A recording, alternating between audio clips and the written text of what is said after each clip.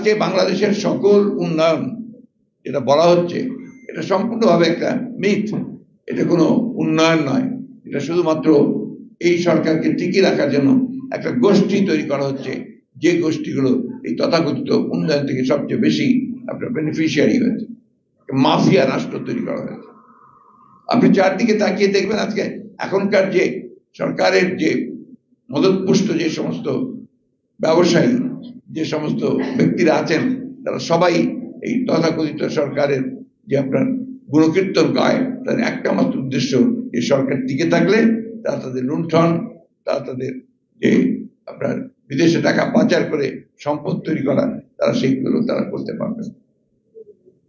আজকে ফারাক্কা দিবস আমাদেরকে ওই কথাই মনে করিয়ে দেয়, জনগণের শক্তির কাছে বড় শক্তি আর কিছু নেই। এবং মৌলানা আব্দুল হামিদ খান ফরসানী, তিনি ছিলেন সেই জনগণের মানুষ। তিনি সবসময় জনগণের কথা নিয়ে বলেছেন, জনগণের জন্য সংগ্রাম করেছেন, কোনোদিন ক্ষমতার আশেপাশেও যাননি, জনগণের স্বার্থ রক্ষার জন্য এই সবসময় লড়াই করেছেন। আজকে এই ফারাক্কা দিবস সেই জন্য আমাদের কাছে একটা প্রতীক, আমাদের আন্দোলনের, আমাদের সংগ্রামের একটা প্রতীক, যে আজকে আমরা সমস্ত বাংলাদেশের মানুষ যদি ঐক্যবদ্ধ হয়ে আমাদের যে লক্ষ্য, বাংলাদেশকে একটা গণতান্ত্রিক রাষ্ট্র নির্মাণ করবার যে লক্ষ্য, সেই লক্ষ্যে যদি আমরা সবাই ঐক্যবদ্ধ হয়ে কাজ করি, তাহলে অবশ্যই আমরা সেখানে জয়লাভ করব। অন্য কোনো শক্তি আমাদেরকে প্রতিহত করতে সক্ষম হবে না।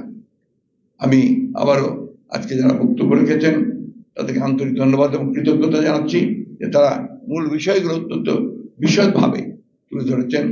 টেকনিক্যাল সাইড, পলিটিক্যাল সাইড সবই বলেছেন। আমি শুধু সংক্ষেপে যদি বলতে চাই যে আমাদের সামনে কোনো বিকল্প পথ নেই।